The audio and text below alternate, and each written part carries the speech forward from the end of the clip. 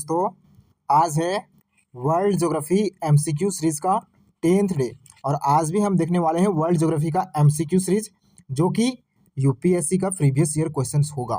तो ठीक है, तो ध्यान से देखना, हम बहुत ही डिटेल में क्वेश्चंस का एनालिसिस करेंगे, सारे चीज़ को अच्छा से समझने का प्रयास करेंगे। ठीक है, तो चलो अब देखते हैं आज का फर्स्ट क्वेश्चंस जो कि यूपीएससी का प्रीवियस ईयर क्वेश्चंस होगा। बस ध्यान से देखना इस क्वेश्चंस को। ठीक है, किस प्रकार के क्वेश्चन जो है वो पूछे आते हैं,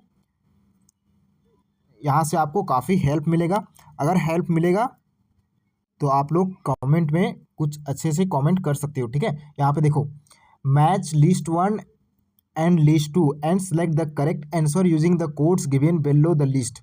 यहाँ पे लिस्ट 1 दिया गया है और यहाँ पे लिस्ट 2 दिया गया है। बताना है कि कौन सा करेक्ट कोड है। ठीक है, करेक्ट कोड बताना है। तो कॉटन के लिए कितना रेनफॉल और टेम्परेचर की नीड है ये बताओ। फ्लैक्स, ठीक है, उसी प्रकार से शुगर बीट, जूट, तो इन सब के लिए रेनफॉल और टेम्परेचर की कितना कितना नीड होता है तो ये बताना है। ठीक है, तो इस प्रकार के क्वेश्चन जो है वर्ल्ड ज्योग्राफी में पूछ लिए जाते हैं, तो इसको ध्यान में रखना बहुत ज़रूरी है। ठीक है, कुछ कुछ क्रॉप्स के बारे में टेम्परेचर और रेनफॉल जो है वो पता होना जरूरी है। ठीक है, और किस प्रकार के क्रॉप्स हैं ये भी पता होना जरूरी है। तो हम इसको आइए देखेंगे। तो यहाँ पे देखो, ये क्वेश्चन 1999 में पूछा गया था। तो देखो, कॉटन के लिए कितना रेनफॉल की नीड है क्या पता है? तो इसका जो राइट आंसर जो हो जाएगा, इसका राइट आंसर जो हो जाएगा वो ऑप्शन नंबर डी हो जाएगा। ठीक है, ऑप्शन नंबर डी हो जाएगा। तो यानी कॉटन के लिए जो रेनफॉल की नीड है वो कितना है, यानी 500 से लेकर के 1000 मिलीमीटर जो है वो रेनफॉल की नीड है। और जबकि टेम्परेचर जो है वो 18 डिग्री सेल्सियस से 22 डिग्री सेल्सियस होना चाहिए टेम्परेचर। ठीक है, तो हम एक बार अगर इसको रट लेंगे ना, तो हम जब भी आगे पढ़ेंगे हमेशा ये सब टर्म जो है वो आते रहेगा। अगर हम एक बार रट लेंगे तो काफ़ी हमको हेल्प मिलेगा बाद में। ठीक है, लगेगा ये सब आसान क्वेश्चन है, ठीक है, लेकिन एक बार रटोगे तब तो ये ज़रूरी है। ठीक है, तो इसका जो राइट आंसर जो हो जाएगा वो ऑप्शन नंबर कॉटन के लिए 4 हो जाएगा। और फ्लैक्स के लिए जो है ना, वो फ्लैक्स भी एक प्रकार का क्रॉप है, तो हम आगे देखेंगे। यहाँ पे देखो, फ्लैक्स के लिए जो ऑप्शन नंबर हो जाएगा वो 3 हो जाएगा, ऑप्शन नंबर 3, यानी 600 से लेकर 800 मिलीमीटर जो है वो रेनफॉल की नीड है। जबकि टेम्परेचर जो है वो 5 डिग्री सेल्सियस से कितना, 5 डिग्री सेल्सियस से 18 डिग्री सेल्सियस, और इसमें कितना था, 18 डिग्री सेल्सियस से 22 डिग्री सेल्सियस टेम्परेचर की नीड था कॉटन के लिए। ठीक है, और शुगर बीट जो है वो एक प्रकार का क्रॉप है। तो यहाँ पे देखो, इसके लिए जो है वो ऑप्शन नंबर 5 हो जाएगा। ठीक है, इसके लिए 500 से लेकर के 600 मिलीमीटर रेनफॉल की नीड है। और जबकि टेम्परेचर जो है वो 18 डिग्री सेल्सियस से 22 डिग्री सेल्सियस, कितना, 18 डिग्री से 22 डिग्री सेल्सियस, यानी ये देखो, कॉटन और शुगर बीट के लिए जो है वो टेम्परेचर जो है वो एक ही सेम है। ठीक है, उसी प्रकार से यहाँ पे जूट के लिए देख सकते हो, ये जूट रहा, तो इसके लिए जो है वो ऑप्शन नंबर 2 हो जाएगा। ठीक है, यानी 1500 से लेकर के 2000 मिलीमीटर रेनफॉल की नीड है। और जबकि टेम्परेचर जो है वो 25 डिग्री सेल्सियस से 35 डिग्री सेल्सियस टेम्परेचर की नीड है। ठीक है, तो इसको एक बार रट लो, बहुत ज़्यादा हेल्प मिलेगा। ठीक है, तो चलो अब देखते हैं, हम इसके बारे में देख सकते हो। यहाँ पे इसका करेक्ट सीक्वेंस यहाँ पे दिया गया है। अगर आप लोग इसका PDF डाउनलोड करोगे, जो कि टेलीग्राम में हम भेज देंगे, ठीक है, तो वहाँ से जाके इसका PDF जो है वो डाउनलोड कर सकते हो। टेलीग्राम में अगर जुड़ना है तो डिस्क्रिप्शन में लिंक होगा, वहाँ से जाकर जुड़ सकते हो। ठीक है, तो चलो अब हम देखते हैं आगे इसके बारे में। देखो, इसके बारे में और भी कुछ क्वेश्चंस अगर बन सकते हैं भविष्य में, फ्यूचर्स में, तो यहाँ पे देखो, इसका साइंटिफिक नेम कभी कभी पूछ लिया जाता है। ठीक है, कभी कभी क्वेश्चंस में साइंटिफिक नेम भी आ जाता है, तो इसका साइंटिफिक नेम भी पता होना बहुत ज़रूरी है। ठीक है, तो यहाँ पे देख सकते हो, कॉटन का जो साइंटिफिक नेम है वो गोसिपियम। ठीक है, गोसिपियम जो है वो इसका साइंटिफिक नेम है। उसी प्रकार से फ्लैक्स, जो कि देखो, फ्लैक्स जो है ना किस प्रकार का पौधा होता है, तो देख सकते हो यहाँ पे फ्लैक्स जो है वो इस प्रकार का पौधा होता है। ठीक है, तो लिनसीड जिसको बोला जाता है, इसका जो साइंटिफिक नेम है, क्या है साइंटिफिक नेम, लिनिम और यूसीटैटिसिमम, यूसीटैटिसिमम। ठीक है, तो ये इसका साइंटिफिक नेम है, तो इसको ध्यान में रखना। उसी प्रकार से यहाँ पे देख सकते हो, शुगर बीट जो है इसका साइंटिफिक नेम जो है वो बेटा बल्गेरिस। ठीक है, ये साइंटिफिक नेम है। जूट जो है वो उसको कोरकोरस, ये इसका साइंटिफिक नेम है, तो इसको ध्यान में रख सकते हो। थोड़ा सा एक बार पढ़ लोगे, 2 बार पढ़ लोगे तो ध्यान में रह जाएगा, ठीक है। ये बस ऑप्शन देख के इसको टिक लगा सकते हो, ठीक है। इसी प्रकार से इसका जो यूज़ देख सकते हो, इसका जो मेन प्रोडक्ट जो है वो नेचुरल फाइबर के रूप में यूज़ किया जाता है, ठीक है। जो शुगर बीट का उसको शुगर के रूप में यूज़ किया जाता है, जूट को बास्ट फाइबर के रूप में, ठीक है। और इसका क्लाइमेट और मेजर यूजेज जो होता है, यहाँ पे मेजर यूजेज के रूप में देख सकते हो, ये टेक्सटाइल गारमेंट्स, ठीक है। और कॉटन सीड आयल के रूप में इसका यूज़ किया जाता है। लिनिन क्लॉथ, फ्लैक्स का यूज़ जो किया जाता है, रोप्स के रूप में, रस्सी के रूप में जो किया जाता है, ठीक है। फ्लैक्सीड, पेंट्स, इस तरह के यूज़ किया जाता है फ्लैक्स का। उसी प्रकार से शुगर बीट का देख सकते हो, शुगर इथेनॉल एनिमल फीड के रूप में शुगर बीट का यूज़ किया जाता है। ये बीट है, बीट पता होगा, जो खाने वाला जो होता है लाल लाल, जिसे थूकने पर लाल लाल निकलता है ना, वो बीट, ठीक है। तो इसका यूज़ किया जाता है इथेनॉल, शुगर या फिर एनिमल फीड के रूप में, ठीक है। इसे बोला जाता है कि ब्लड जो है ना, ब्लड की मात्रा जो है वो बढ़ती है, तो इसको खाना भी बेहतर होता है, ठीक है। जूट का देख सकते हो, गनी बैग्स, रॉप्स, मैट्स, तो इस प्रकार से इसका यूज़ किया जाता है बनाने के लिए, ठीक है। और मेजर जो प्रोड्यूसर्स कंट्रीज़ हैं, ठीक है, तो मेजर प्रोड्यूसर कंट्रीज़ भी पता होना जरूरी है भाई। तो यहाँ पे देखो, कॉटन के लिए जो है ना वो इंडिया, चाइना, यूएसए और ब्राज़ील जो है वो प्रोड्यूसिंग कंट्रीज़ के रूप में जाना जाता है, तो इसको ध्यान में रखना, किसके लिए, कॉटन के लिए। और फ्लैक्स के लिए देख सकते हो भाई, कनाडा, फ्रांस, रसिया, चाइना, बेल्जियम, तो ठीक है, तो इसको ध्यान में रखना। उसी प्रकार से शुगर बीट के लिए देख सकते हो, रसिया हो गया, फ्रांस हो गया, यूएसए हो गया और जर्मनी हो गया, हाँ जी। उसी प्रकार से देख सकते हो जूट के लिए इंडिया, बांग्लादेश, ठीक है। तो ये रहा इसके कुछ मेजर क्रॉप्स के इम्पोर्टेंट पॉइंट्स। अगर और भी कुछ देखना चाहते हो तो देख सकते हो, इसका टाइप जो है वो फाइबर क्रॉप है, ये सब बता चुके हैं। इसका जो उगाया जाता है वो ब्लैक सॉइल, इसके लिए जो है ना वो आवश्यकता पड़ती है ब्लैक सॉइल की, ठीक है, इसको उगाने के लिए, कॉटन के लिए। ये जो मेजर स्टेट्स है, गुजरात, महाराष्ट्र, तेलंगाना, पंजाब, कॉटन के लिए बात कर रहे हैं। उसी प्रकार से देख सकते हो, ये फ्लैक्स के लिए देख सकते हो, इसके लिए जो है टाइप किस प्रकार का है, तो fibre and oil seed crop, ठीक है। इसका जो मेजर स्टेट्स हैं जहाँ पे उगाया जाता है, तो मध्य प्रदेश, छत्तीसगढ़, उत्तर प्रदेश में इसको उगाया जाता है, तो इसको ध्यान में रख सकता है। उसी प्रकार से शुगर बीट के बारे में देख सकते हो, शुगर प्रोडक्शन के लिए, इथेनॉल के लिए और कैटल फीड के लिए तो हम ये बता चुके हैं। और इसका जो मेजर प्रोड्यूसिंग जो कंट्रीज़ है, रसिया, फ्रांस, यूएसए, जर्मनी, तो ये भी ध्यान में रखना, ठीक है। और जूट के लिए जो है वो यहाँ पे देख सकते हो, इंडियन स्टेट्स में वेस्ट बंगाल हो गया, असम हो गया, बिहार हो गया, तो यहाँ पे जो है वो जूट को उगाया जाता है, ठीक है। तो किस लिए, तो देखो यहाँ पे गन्नी बैग्स के रूप में, सैक्स के रूप में, रॉप्स के रूप में, कारपेट्स के रूप में, तो इसका यूज़ किया जाता है जूट का, ओके। तो चलिए अब सेकेंड क्वेश्चन के ऊपर चलो। अब देखो यहाँ पे सेकेंड क्वेश्चन को, बस ध्यान से देखो इस क्वेश्चन को, ठीक है। इतने भी इजी क्वेश्चंस नहीं आते हैं, ध्यान से पढ़ना पड़ेगा, ठीक है। सक्सेस होना है तो बस ध्यान से पढ़ना पड़ेगा, तभी सक्सेस हो पाओगे, ठीक है। ऐसे केवल लेक्चर देखने के लिए नहीं, बल्कि इसको कंप्लीट करो एक बार में। आज पढ़े, फिर इसको 3 दिन बाद रिवीजन करो, फिर मतलब सप्ताह में 3 बार रिवीजन कर लो, काफ़ी है, ठीक है। 1-2 सप्ताह करोगे तो काफ़ी अच्छे से याद रहेगा, ठीक है। तो यहाँ पे देखो ये क्वेश्चंस दिया गया है, ऑप्शन की सेकेंड क्वेश्चन है, consider the flowing agricultural practices के बारे में बताना है। एक काउंटर बंडिंग, ठीक है, रिलाई क्रॉपिंग, जीरो टिलेज, ये ऑप्शंस में दिया गया है। अब बताना है in the context of global climate change के कंटेक्स्ट में विच of the above helps carbon sequestration या स्टोरेज। ये बोल रहा है कि कार्बन को स्टोर करने में, कहाँ पे, सॉइल में कार्बन को स्टोर करने में कौन सा तरीका जो है ना वो बेस्ट तरीका है, ठीक है। तो ये तीनों तरीका जो है ना, काउंटर बंडिंग, रिलाई क्रॉपिंग और जीरो टिलेज, इसके थ्रू जो है ना वो क्या किया जाता है, तो सॉइल में जो है ना वो कार्बन को स्टोर किया जाता है। तो हम आगे देखेंगे ये सब क्या है। तो इसके लिए जो ऑप्शन नंबर सी जो है वो राइट आंसर हो जाएगा, ठीक है। ये भी क्वेश्चन जो है ना यूपीएससी का प्रीवियस ईयर क्वेश्चन है, ठीक है। तो यहाँ पे देखो, सबसे पहले समझो कि कार्बन सेक्वेस्ट्रेशन का मतलब क्या होता है। तो carbon sequestration means capturing carbon dioxide. क्या कहता है, तो कार्बन को कैप्चर किया जाता है कहाँ से, तो एटमॉस्फेयर से, स्टोर किया जाता है कार्बन को, लॉन्ग टाइम के लिए कहाँ पे, तो सॉइल में स्टोर किया जाता है, ट्रीज में स्टोर किया जाता है, फॉरेस्ट में, ओशंस में स्टोर किया जाता है कार्बन को।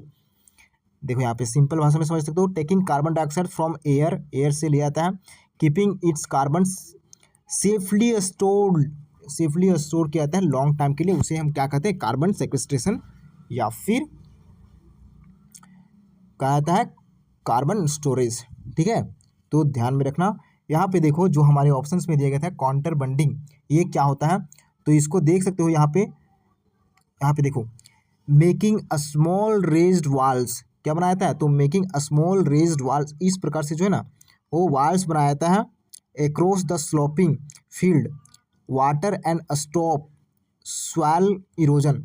ये क्या करता है, इस प्रकार के वाल्स बना के द्वारा क्या होता है, जब भी जो है ना पानी यानी बारिश होती है, ठीक है, तो जो स्वैल की उर्वरता जो होती है ना, उसको बहाव को इस प्रकार से कम करता है, जिसके कारण क्या होता है, कार्बन को स्टोर करने में जो है ना वो मदद मिलता है। ठीक है, तो इसे हम कहते हैं काउंटर बंडिंग। ठीक है, आई होप ये चीज़ समझ में आ रहा होगा। उसी प्रकार से ये जो रिलाई क्रॉपिंग जो है ना वो क्या होता है, तो ये जो है ना the next crop is planted, यानी दूसरा क्रॉप को जो है ना वो बो दिया जाता है before the previous crop is harvested, दूसरा क्रॉप को पहले ही बो दिया जाता है। अगर कोई किसी खेत में, ठीक है, किसी खेत में किसी चीज़ को उगाया जा रहा है, उसको काटने से पहले, ठीक है, क्या कर दिया रहा है, तो वहाँ पे नया क्रॉप को बो दिया जा रहा है, उसे हम कहते हैं रिलाई क्रॉपिंग। उसी प्रकार का सेम जो है ना वो जीरो टिलेज है, जीरो टिलेज भी जो है ना वो क्या करता है, तो ये जो है वो crops are planted without ploughing, बिना खेत की जुताई किए जो है ना वो क्या करता है, सॉइल में जो है वो नया पौधा को बो दिया जाता है, उसे हम कहते हैं जीरो टिलेज। आई होप ये चीज़ समझ में आ रहा होगा। तो यहाँ पे इसका डिफिनेशन भी देख सकते हो, planting the next crop before harvesting the existing crop, so the next crop starts growing while the first crop still in the field. ठीक है, यानी पहले का क्रॉप्स रहते हुए उस ये पौधे को जो है ना वो बो दिया जाता है, उसे हम क्या कहते हैं, तो रिलाई क्रॉपिंग कहते हैं। जीरो टिलेज जो है उसी प्रकार से growing a new crop without ploughing और turning the soil before planting. ठीक है, तो हम इसके बारे में बता चुके हैं। अब यहाँ पे देखो कि आज का थर्ड क्वेश्चन के ऊपर देखते हैं। ठीक है, तो ध्यान से पढ़ोगे तभी समझ में आएगा, ध्यान से पढ़ना बहुत ज़रूरी है। ठीक है, आसान नहीं होता है क्वेश्चंस को, यानी यूपीएससी जो क्वेश्चंस पूछती है वो थोड़ा सा डिफ़िकल्टी लेवल जो है ना वो होता है। ठीक है, तो इसको ध्यान से पढ़ना पड़ेगा। यहाँ पे देखो ये क्वेश्चन नंबर 3 जो है वो ये यूपीएससी 2012 में क्वेश्चन पूछा था। तो which of the following is the chief characteristics बताना है मिक्स फार्मिंग का चीप कैरेक्टरिस्टिक्स बताना है। तो चीप सबसे पहले ये समझना होगा कि मिक्स फार्मिंग किसको कहते हैं। तो यहाँ पे देखो, यहाँ पे क्या लगा हुआ है, ये रहा गेहूँ लगा हुआ है, ठीक है, और इधर ही यही खेत में क्या कर रहा है, तो यहाँ पे एनिमल्स को भी पाल रहा है। तो यहाँ पे क्या कर रहा है, एक से ज़्यादा फार्मिंग कर रहा है, तो उसे हम क्या करें, इसी को हम मिक्स फार्मिंग कहते हैं। ठीक है, यानी एक ही खेत में जो है ना इधर अपना खेती कर रहा है और उधर जो है वो एनिमल्स को पाल रहा है, उसे हम क्या कहते हैं, मिक्स फार्मिंग कहा जाता है। तो इसको डिफिनेशन के थ्रू भी समझ सकते हो। यहाँ पे देखो, mix farming means growing crops and rearing animals together the same farm, एक ही फार्म में जो है वो क्रॉप्स को भी ग्रो किया जा रहा है और एनिमल्स को भी साथ साथ जो है ना वो उसी फार्म में क्या कह रहा है, ग्रो किया जा रहा है एक साथ, तो उसे हम कहते हैं मिक्स फार्मिंग। ठीक है, आई होप ये चीज़ समझ में आ रहा होगा। यहाँ पे एग्जाम्पल्स के थ्रू देख सकते हो, वेट और काउ दोनों को जो है वो एक ही साथ जो है क्या कर रहा है, तो ग्रो कर रहा है, जिसके कारण इसको क्या कहते हैं, मिक्स फार्मिंग कहते हैं। तो इसको ध्यान में रख सकते हो। अब यहाँ पे देखो, इस क्वेश्चन को अब यहाँ पे हमें जब मिक्स फार्मिंग समझ में आ जाएगा तो इस क्वेश्चन को हम आसानी से डील कर सकते हैं। देखो यहाँ पे, तो कल्टीवेशन ऑफ बोथ क्रॉप्स, क्या बोल रहा है, cultivation of both cash crops and food crops, cash crops और फूड क्रॉप्स को क्या कल्टीवेट एक ही साथ किया जाता है, हाँ का ऐसा बताएं क्या भाई, नहीं, बिल्कुल नहीं, ऐसा तो नहीं बताएं। अब आगे देखो यहाँ पे थोड़ा सा, कल्टीवेशन ऑफ 2 और more crops in the field, 2 या 2 से अधिक क्रॉप्स का बात कर रहा है, केवल क्रॉप्स का बात कर रहा है भाई, केवल क्रॉप्स का बात कर रहा है क्या, नहीं, इसको मिक्स फार्मिंग नहीं कहेंगे, ठीक है। यहाँ पे देखो, rearing of animals and cultivation of crops together, क्या बोल रहा है, रियरिंग ऑफ एनिमल्स और कल्टीवेशन दोनों को जो है ना वो एक साथ ग्रो किया जाना ही मिक्स फार्मिंग कहलाता है क्या। तो हाँ, ये जो है ना वो हो जाएगा, इसका राइट आंसर जो हो जाएगा वो ऑप्शन नंबर सी हो जाएगा। यहाँ पे एनिमल्स और क्रॉप्स को जो एक साथ ग्रो किया जाता है उसे हम कहते हैं मिक्स फार्मिंग। तो ये चीज़ ध्यान में रखना, ठीक है। यहाँ पे देख सकते हो, क्रॉप्स एनिमल्स को टुगेदर द सेम फार्म, एक ही फार्म में ग्रो करना क्या कहलाता है, तो मिक्स फार्मिंग कहलाता है। तो इसको ध्यान में रखना, ये यूपीएससी का 2012 का क्वेश्चन था, ठीक है। यहाँ पे देख सकते हो, इसको हिंदी में देख सकते हो, हिंदी वाले बच्चे, मिश्रित खेती का मतलब होता है एक ही खेत कृषि फार्म का फसल उगाना और साथ साथ पशुओं को पालना, ठीक है। चलो यहाँ पे देखो, ऑप्शन नंबर सी इसका राइट आंसर हो जाएगा। तो इसके बारे में बता चुके हैं और कुछ। अब हम देखते हैं आज का फोर्थ क्वेश्चन को, ठीक है। तो फोर्थ क्वेश्चन को ध्यान से देखो भाई, ये क्वेश्चन यूपीएससी में 2021 में पूछा गया था। कब पूछा गया था, 2021 में। तो बस यहाँ पे ध्यान से देखो, with reference to palm oil, बोल रहा है पाम ऑयल। पाम ऑयल देखे हो, जो देखे होगे, इस प्रकार का वृक्ष जो होता है इसी से जो है ना पाम ऑयल बनाया जाता है, ठीक है। अब यहाँ पे बोल रहा है कंसीडर द फ्लोइंग स्टेटमेंट को देखो। तो स्टेटमेंट को देखो, ठीक है। स्टेटमेंट में जब भी क्वेश्चंस पढ़ते हो तो उसमें देखो कोई फैक्चुअल पॉइंट है क्या। अगर फैक्चुअल पॉइंट होगा तो मैक्सिमम टाइम यूपीएससी जो है ना उसको गलत करती है, ठीक है। तो यहाँ पे देखो, इसी प्रकार से इस क्वेश्चन में अगर आइडेंटिफाई कर पाओगे तो आइडेंटिफाई करो, ठीक है। यहाँ पे देखो, the palm oil is tree is native to South East Asia. क्या पाम ऑयल जो है वो नेटिव है साउथ ईस्ट एशिया का। ये क्या बोल रहा है, साउथ ईस्ट एशिया का नेटिव है क्या। तो ये फैक्चुअल क्वेश्चन है, ठीक है। यानी पाम ऑयल देसी है क्या साउथ ईस्ट एशिया का, तो ये जो है वो गलत हो जाएगा, गलत हो जाएगा ये, ठीक है। यहाँ पे देखो सेकंड क्वेश्चन, सेकंड स्टेटमेंट को, the palm oil is a raw material for some industries producing lipstick and perfumes. Palm oil से, पाम ऑयल के रॉ मटेरियल जो होता है उसको कुछ इंडस्ट्रीज में लिपस्टिक और परफ्यूम्स बनाया जाता है क्या पाम ऑयल से। तो हाँ, परफ्यूम और लिपस्टिक बनाने में पाम ऑयल का यूज़ होता है, जिसका यूज़ लड़कियां करती है लिपस्टिक का, और परफ्यूम का यूज़ लड़के करते हैं, ठीक है। तो मैक्सिमम इंडस्ट्री जो है वो पाम ऑयल से ये सब बनाते हैं, ठीक है। उसी प्रकार से देख सकते हो, the palm oil can be use to produce biodiesel. और पाम ऑयल से बायोडीजल बनाया जाता है क्या भाई, हाँ। तो पाम ऑयल से बायोडीजल ही बनाया जाता है, जिसके थ्रू हम लोग यहाँ से वहाँ जाते हैं, ठीक है। तो यहाँ पे देखो, इसका क्या हो जाएगा राइट आंसर। इसका जो राइट आंसर जो हो जाएगा भाई वो हो जाएगा ऑप्शन नंबर, क्या हो जाएगा बताओ, ऑप्शन नंबर बी हो जाएगा, ठीक है। ऑप्शन नंबर बी, 2 और 3। तो देखो यहाँ पे बायोडीजल का मतलब क्या होता है, देखो यहाँ biodiesel is a fuel made from vegetable, जो कि बनाया था किसके द्वारा, तो वेजिटेबल के द्वारा जो बनाया जाता है उसको हम कहते हैं बायोडीजल। और एनिमल्स के फैट्स के द्वारा जो बनाया जाता है ना उसको हम बायोडीजल कहते हैं, ठीक है, जिसका यूज़ किया जाता है डीजल इंजन के रूप में, ठीक है। पाम ऑयल हो गया जिसके थ्रू बायोडीजल बनाया था, palm oil, soybean oil, rapeseed oil, ये क्या होता है हमको भी नहीं पता है, using cooking oil, used cooking oil, ठीक है। चलो अब देखते हैं नेक्स्ट, इसके बारे में देख सकते हैं कि पाम ऑयल का इसका राइट आंसर जो हो गया था वो 2 और 3। तो पाम ऑयल क्या है, नेटिव है क्या साउथ ईस्ट एशिया का, तो नहीं। ये कहाँ का नेटिव है भाई, तो ये वेस्ट अफ्रीका का नेटिव है। कहाँ का, तो वेस्ट अफ्रीका का नेटिव है पाम ऑयल, ठीक है। तो इसको ध्यान में रखना, not South East Asia, it was later introduce in South East Asia, later introduce किया गया था साउथ ईस्ट एशिया में, ठीक है, बाद में। हाँ भाई, अब सेकेंड स्टेटमेंट को देख लो यहाँ पे, palm oil is a raw material for industries producing lipstick and, हाँ भाई, तो इसका यूज़ किया जाता है परफ्यूम बनाने के लिए और लिपस्टिक बनाने के लिए। हाँ तो देख यहाँ, the palm oil and its derivatives are use various cosmetics, बहुत सारे कॉस्मेटिक प्रोडक्ट्स को बनाने के लिए जो है पाम ऑयल का यूज़ किया जाता है, and personal care products including lipstick हो गया, फ्रेग्रेंस हो गया। तो इन सब चीज़ को बनाने के लिए हम प्रयोग करते हैं किसका, तो पाम ऑयल का, ठीक है।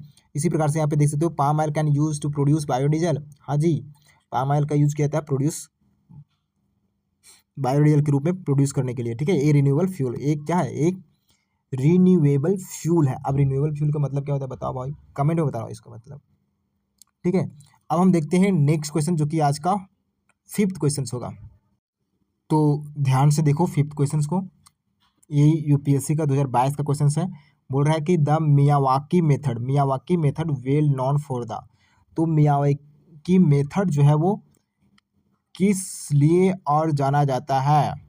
ठीक है, तो देखो यहाँ पे देखो, ये रहा मियावाकी मेथड। यहाँ पे जो है ना इस प्रकार से पौधे लगाए जाते हैं। ठीक है, जैसे शहर में जो है ना वो बहुत ज़्यादा इंडस्ट्रीज होते हैं, काफ़ी सारे चीज़ें होते हैं, तो कहीं कहीं जो है ना वो इस प्रकार का बना करके और यहाँ पे पौधे लगाए थे, उसे हम क्या कहते हैं, मियावाकी मेथड कहा था। ठीक है, यहाँ पे देखो, तो इसके लिए जो राइट स्टेटमेंट क्या हो जाएगा, तो इसका राइट आंसर ढूंढो। ठीक है, तो यहाँ पे देखो ऑप्शन नंबर ए में देखो, प्रमोशंस ऑफ कॉमर्शियल फार्मिंग। अब कॉमर्शियल फार्मिंग क्या होता है सो बताएंगे। ठीक है, तो promotion of commercial farming in arid and semi arid areas, तो इसे हम कहते हैं क्या, मियावाकी मेथड। एरिड और सेमी एरिड एरियाज क्या होता है, तो हम इसके बारे में भी आगे हम समझाने वाले हैं। बस यहाँ पे देखो इसका राइट आंसर क्या होगा।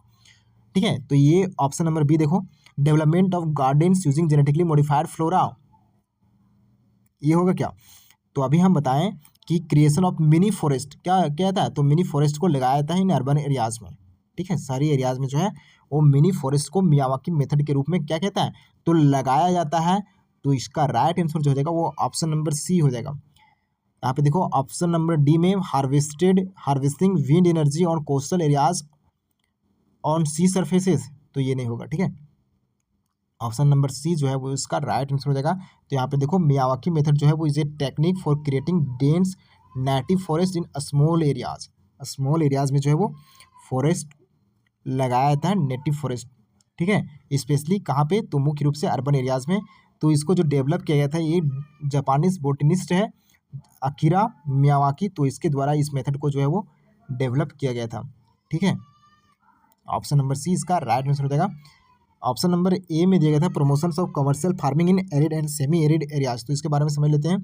The Miyawaki method is not farming to technique, it was method creating dense forest using native plants. तो यहाँ पे देखो कमर्शियल फार्मिंग का मतलब क्या होता है, तो हम ये मुख्य रूप से समझाने के लिए इसको लाए थे। ठीक है, तो कमर्शियल फार्मिंग जो है ना means growing crops and raising animals mainly to sell, किस लिए, तो मेनली रूप से क्रॉप्स को ग्रो किया था, growing crops and raising animals को, इसका जो मेन पर्पस होता है ना, इसका मेन पर्पस जो है वो मार्केट में प्रॉफिट कमाने के लिए जो है ना वो कमर्शियल फार्मिंग किया जाता है। मार्केट में बेचने के लिए जो है ना वो कमर्शियल फार्मिंग जो है वो किया जाता है। यानी देख सकते हो यहाँ पे, जैसे मान लो वीट को हम ग्रो कर रहे हैं, ठीक है, बेचने के लिए हम क्या कर रहे हैं, गेहूं को ग्रो कर रहे हैं, तो हम इसे क्या कहेंगे, कमर्शियल फार्मिंग कहेंगे। ठीक है, उसी प्रकार से कॉफ़ी को हम ग्रो कर रहे हैं किस लिए, बेचने के लिए, तो हम इसे क्या कहेंगे, कमर्शियल फार्मिंग के।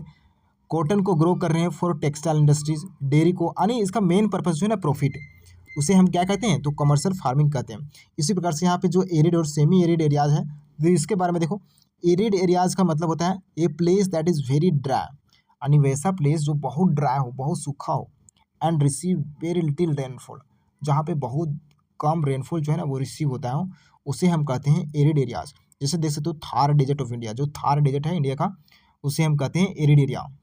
उसी प्रकार से सेमी एरिड एरियाज के रूप में a place that is dry, यानी वैसा प्लेस जो कि ड्राई हो लेकिन रिसीव करता हो मोर रेनफॉल को, ज़्यादा रेनफॉल को जो है ना वो रिसीव करता हो, सेमी एरिड एरिया, उसे हम क्या कहते हैं, तो सेमी एरिड एरिया कहते हैं। यहाँ पे देख सकते हो उसका पार्ट जो है वो राजस्थान हो गया, गुजरात हो गया, महाराष्ट्र हो गया, कर्नाटका के रूप में सेमी एरिड एरियाज पाए जाते हैं, तो इसको ध्यान में रखना। ठीक है, ऑप्शन नंबर बी में दिया गया था गार्ड, तो ये सब जो है ना वो बस ये सब बता चुके हैं। ठीक है, जो हार्वेस्टिंग, तो इसके बारे में बता चुके हैं। चलो अब देखते हैं हम आज का नेक्स्ट क्वेश्चन। ठीक है, जो कि आज का 6 क्वेश्चन होगा, तो ध्यान से देखो, ये क्वेश्चन यूपीएससी में पूछा गया था 2000 में। हाँ जी, तो ध्यान से देखो इस क्वेश्चन को, which one of the following statement is not false, बोल रहा है कि नॉट फॉल्स स्टेटमेंट कौन सा है। Not false. ठीक है, all countries other than India have 80% literacy. तो ये स्टेटमेंट जो है ना वो ट्रू है, जिसके कारण ये क्या हो जाएगा, गलत हो जाएगा। ठीक है जी। अब बी देख सकते हो, Malaysia and Korea have life expectancy higher than all other countries. तो ये भी जो है ना वो, ये भी स्टेटमेंट जो है वो ट्रू हो जाएगा, जिसके कारण ये गलत हो जाएगा। ठीक है, अब यहाँ पे देखो, higher the adult literacy power is infant mortality. तो ये जो है ना वो, ये स्टेटमेंट जो है वो क्या हो जाएगा, गलत हो जाएगा, जिसके कारण जो है वो ये सही हो जाएगा। इसका जो राइट आंसर जो हो जाएगा वो higher the adult literacy power lower the infant mortality. ठीक है, हायर है अडल्ट लिटरेसी, जबकि लोअर है इन्फेंट मोर्टिलिटी। ठीक है, तो यहाँ पे देखो ऑप्शन नंबर डी में देख सकते हो। तो हम इसके बारे में समझाएंगे आगे, यहाँ पे देखो पहले। ठीक है, the life expectancy at the birth of India is almost the same that of Indonesia. तो चलो हम इसके बारे में आगे डिटेल से समझते हैं। यहाँ पे देखो ऑप्शन नंबर ए में दिया गया था, all countries other than India have 80% literacy. हाँ, तो यहाँ पे देखो इंडिया का जो लिटरेसी रेट है वो कितना है, 52%। और जबकि इन सब का जो है वो चाइना का 82%, इंडोनेशिया का 84%, मलेशिया का 84%, थाईलैंड का 94%, कोरिया का 98% और फिलीपींस का 95। ठीक है, जिसके कारण ये स्टेटमेंट सही होकर के गलत हो जाएगा। ठीक है, therefore every country expect India has more 80% adult literacy. हाँ जी, अब यहाँ पे देखो, Malaysia and Korea have life expectancy than all other countries. तो मलेशिया का लैब एक्सपेक्टेंसी देख सकते हो 71.4% और कोरिया का 71.7%। These are the two highest life expectancy figures in the table. हाँ जी, ठीक है, लैब एक्सपेक्टेंसी जो है वो यहाँ पे हाइयर है। ठीक है, 71 साल लाइफ एक्सपेक्टेंसी है, यानी कि लोगों के जीने की जो संभावना जो है वो 71 साल लगभग है। उसी प्रकार से यहाँ पे देखो, higher the adult literacy lower the infant mortality. ये जो है ना वो, the data is not support to this universal relationship. यहाँ पे देख सकते हो अडल्ट लिटरेसी जो है ना, तो अडल्ट लिटरेसी इंडोनेशिया में जो है वो 84% है। अडल्ट लिटरेसी जो है वो 84% है, जबकि इन्फेंट मोर्टिलिटी जो है ना वो 47 है। ठीक है, उसी प्रकार से मलेशिया का जो है ना वो अडल्ट लिटरेसी जो है वो 84% है, यानी अडल्ट लिटरेसी तो सेम है, जबकि इन्फेंट मोर्टिलिटी जो है वो 11% है। हाँ जी, both have the same adult literacy but infant mortality rates जो है वो डिफरेंट है, जिसके कारण जो है ये स्टेटमेंट गलत हो जाएगा, जिसके कारण ये आंसर सही हो जाएगा। ठीक है, अब यहाँ पे देखो, life expectancy at birth in India is almost same as that of Indonesia. हाँ जी, देख सकते हो यहाँ पे लगभग जो है वो सेम है। ठीक है, 62 साल 64 साल, कितना लाइफ एक्सपेक्टेंसी जो है वो 62 साल है। 62 साल भारत का, तुम कितने साल के हो सो देखो, बीत चुका है भाई, आधा जिंदगी खत्म हो चुका है। तो ध्यान दो, टाइम को इधर उधर मत गवाओ। ठीक है, अब हम देखते हैं इसका जो फाइनल आंसर जो हो गया था वो ऑप्शन नंबर सी हो गया था। ठीक है, तो आप देखो आज का नेक्स्ट क्वेश्चन। तो 7 क्वेश्चंस को देखो, जो कि यूपीएससी का 2007 का क्वेश्चन है। Which one of the following countries is planning to construct a rival the Panama Canal to link the Pacific and Atlantic Ocean. यानी निम्नलिखित में से कौन सा देश जो है ना वो प्रशांत महासागर यानी पैसिफिक ओशन और अटलांटिक महासागर को जोड़ने के लिए पनामा नहर के प्रतिद्वंदी के रूप में, पनामा नहर की तरह जो है ना, पनामा नहर से क्या होता है, तो पनामा नहर से जो है ना बहुत सारे शिप गुजरते हैं, यानी कि वहाँ से जो है ना वो कॉमर्शियल शिप जो है ना वो बहुत सारे गुजरते हैं। ठीक है, एक कंट्री से अदर कंट्री में जाते हैं सामान वामान लेकर के। ठीक है, तो उसी प्रकार से जो है ना वो प्रतिद्वंदी के रूप में एक नहर बनाने की योजना जो है ना कौन बना रहा था, तो उसी प्रकार का नहर जो है ना वो बनाने की योजना जो है वो कौन बना रहा था, कोलंबिया बना रहा था क्या। यानी जैसे पनामा कैनाल है ना, उसी प्रकार से एक नहर बनाने की योजना जो है बना रहा था अपनी कंट्री से होकर के। तो कौन सा, क्या कोलंबिया कंट्री बना रहा था क्या, ग्वाटेमाला, कोस्टरिका, निकारागुआ। तो कौन कंट्री जो है ना वो एक कैनाल बनाने की प्लान जो है बना रहा था। ठीक है, कौन सा कंट्री। ठीक है, तो इसका जो राइट आंसर जो हो जाएगा वो क्या हो जाएगा, निकारागुआ। निकारागुआ जो है ना वो अपनी कंट्री से एक कैनाल बनाने के प्लान बना रहा था, जो कि अभी तक एग्जिस्ट नहीं कर रहा है, ठीक है, अभी तक वो बना नहीं पाया। देखो यहाँ पे ये निकारागुआ कैनाल जो है ना वो इस प्रकार से बनाना चाह रहा था पनामा कैनाल की तरह, जो कि अभी तक नहीं बना पाया है। हाँ जी, यहाँ से जो है ना वो बहुत सारे शिप जो है वो गुजरते हैं, तो जिसके कारण जो है ना वो यहाँ पे बहुत फायदा भी होता है यहाँ के लोगों को, ठीक है। तो ये इस प्रकार से ये कैनाल बनाना चाह रहा था निकारागुआ, ठीक है। तो यहाँ पे देखो Nicaragua connection, Nicaragua has proposed a Nicaragua canal as an alternative competitor to the Panama Canal. Panama Canal के कंपटीटर के रूप में ये बनाना चाह रहा था, but it was never completed, लेकिन ये कंप्लीट नहीं हुआ है, तो इसको ध्यान में रखना, ठीक है। यहाँ पे देख सकते हो इनका लोकेशंस भी देख सकते हो। कोलंबिया का जो लोकेशंस है जो कि हमारा ऑप्शंस में दिया गया था, तो ये कहाँ है, तो साउथ अमेरिका में है, ठीक है, कोलंबिया। यहाँ पे ये रहा पनामा कैनाल और ये रहा निकारागुआ, इसी यहाँ से जो है ना वो निकारागुआ कैनाल बनाना चाह रहा था, ठीक है।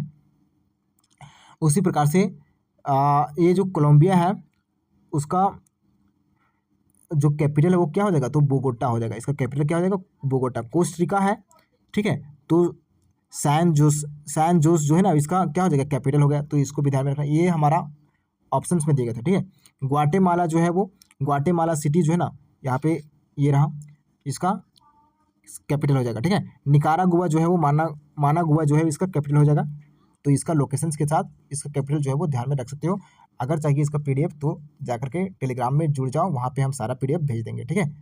अब हम देखते हैं जो कि आज का 8 क्वेश्चंस को। तो मैच लिस्ट 1 इथनिक कम्युनिटीज़ दिया है और लिस्ट 2 कंट्रीज़ का नाम दिया है। Select the correct answer using the codes given below. यहाँ पे इथनिक कम्युनिटीज़ का नाम दिया गया है और कंट्रीज़ का नाम दिया गया है। बताना है कि कौन से कंट्रीज़ में कौन सा इथनिक कम्युनिटीज़ जो है वो पाया जाता है, ठीक है। अबतानी हो गया, डायाक हो गया, दिंका हो गया और उइगर हो गया। तो शायद पता होगा कि अबतानी जो है ना थोड़ा मोड़ा अगर पढ़े होगे करंट अफेयर्स, तो ये जो है काफ़ी न्यूज़ में रहता है, तो ये इंडिया के साथ हो जाएगा, ठीक है भाई। अबतानी ट्राइब जो है वो अरुणाचल प्रदेश में पाया जाता है, शायद आपको पता होगा, ठीक है। उसी प्रकार से उइगर का देखोगे तो उइगर जो है वो चाइना में पाया जाता है भाई। हाँ जी, तो ये जब सही हो गया, अगर 2 पता रहेगा अबतानी ट्राइब्स और उइगर, तो ऑप्शन नंबर ए का ये क्या हो जाएगा, 2 हो जाएगा। और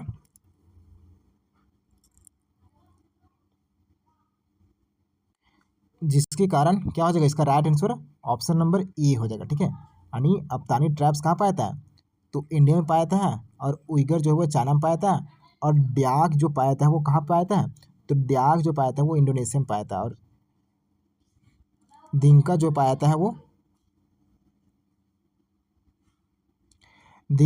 जाता है वो सूडान में पाया जाता है, ठीक है।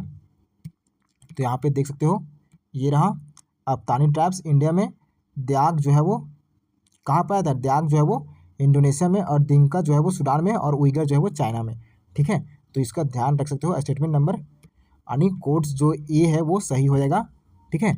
यहाँ पे और भी इसके बारे में देख सकते हो कि अबतानी जो है ना वो अरुणाचल प्रदेश में पाया जाता है, ठीक है। ड्याक जो है वो इंडोनेशिया में पाया जाता है, तो इसको ध्यान में रख सकते हो, इंडिजिनियस पीपल ऑफ बोर्नियो, ठीक है। दिंका जो है वो सूडान में पाया जाता है, ठीक है, मेजर इथनिक ग्रुप्स के रूप में वहाँ पे जाना जाता है सूडान में, ठीक है, सूडान में, ध्यान रखना। उइगर जो है वो चाइना में पाया जाता है, ठीक है भाई, तो इसको ध्यान में रखना। उसी प्रकार से आज का हम 9 क्वेश्चंस को देखते हैं, तो ध्यान से देखो। ये क्वेश्चंस यूपीएससी में 2004 में पूछा गया था। तो यहाँ पे देखो, consider the flowing international language, यहाँ पे इंटरनेशनल लैंग्वेज दिया है, अरबिक, फ्रेंच, स्पेनिश। अब बताना है कि the correct sequence of the language given of the decreasing order of the number of speakers. Decreasing order बताना है इसके, अरबिक, फ्रेंच और स्पेनिश जो बोले जाते हैं, इसका डिक्रीजिंग ऑर्डर बताना है, ठीक है। किस कंट्री में डिक्रीजिंग ऑर्डर में बताना है कि किस कंट्री में कितने बोले जाते हैं, ठीक है। तो इसका जो राइट आंसर जो हो जाएगा, ऑप्शन नंबर ए जो है इसका राइट आंसर हो जाएगा। यहाँ पे देख सकते हो स्पेनिश जो है ना वो लगभग जो है ना वो 600 मिलियन बोला जाता है, जबकि अरबिक जो है वो 370 मिलियन और फ्रेंच जो है वो 320 मिलियन। तो ये रहा डिक्रीजिंग ऑर्डर में इसका राइट आंसर, जो कि यूपीएससी 2004 में इसका क्वेश्चन पूछ लिया गया था, ठीक है। हाँ जी, अब हम चले नेक्स्ट क्वेश्चन, जो कि आज का लास्ट क्वेश्चन होगा। तो लास्ट क्वेश्चन की तरफ बढ़ते हैं। यहाँ पे देखो, for India, China, UK and USA which one of the following the correct sequence medium age, बोल रहा है कि मीडियम एज का करेक्ट सीक्वेंस बताना है ऑफ देयर पॉपुलेशन। तो मीडियम एज का अगर बात करें तो यानी कि जहाँ पे 50% यंगर पॉपुलेशन पाए जाते हो, 50% ओल्डर पॉपुलेशन, हम उसे कहते हैं मीडियम एज के लोग। तो ये बताना है, ठीक है भाई, द लोअर मीडियम एज और हायर मीडियम एज। तो यहाँ पे देखो क्या हो जाएगा इसका राइट आंसर, क्या हो जाएगा, ये क्वेश्चन जो है वो 2008 में पूछा गया था। तो इसका जो राइट आंसर जो हो जाएगा वो ऑप्शन नंबर बी हो जाएगा, ठीक है। मीडियम एज के लोग जो है India, China, USA and UK में डिक्रीजिंग ऑर्डर का बात कर रहा है ना, क्या बोल रहा है, करेक्ट सीक्वेंस बताना है, ठीक है। तो करेक्ट सीक्वेंस में India, China, UK, USA and UK, इसका जो है वो करेक्ट सीक्वेंस के रूप में हो जाएगा। यहाँ पे देख सकते हो कि ऑप्शन नंबर बी इसका राइट आंसर हो जाएगा। The question asks medium age in increasing order, क्या बोल रहा है, इंक्रीजिंग ऑर्डर में बोल रहा था ना, from the youngest population to the oldest population, ठीक है। यंगेस्ट पॉपुलेशन से ओल्डेस्ट पॉपुलेशन का इंक्रीजिंग ऑर्डर में बता रहा था। तो जो लोवेस्ट है वो इंडिया में पाया जाता है, ठीक है, इंक्रीजिंग ऑर्डर में बता रहा है। तो हाईएस्ट जो है ना वो यंगेस्ट पॉपुलेशन जो कहाँ पाया था, तो यूके में, उसी प्रकार से यूएसए में, फिर चाइना में, फिर इंडिया में, ठीक है। तो इसको ध्यान में रखना। तो आज का लेक्चर जो था वो इतना ही था। Thank you, take care, bye bye.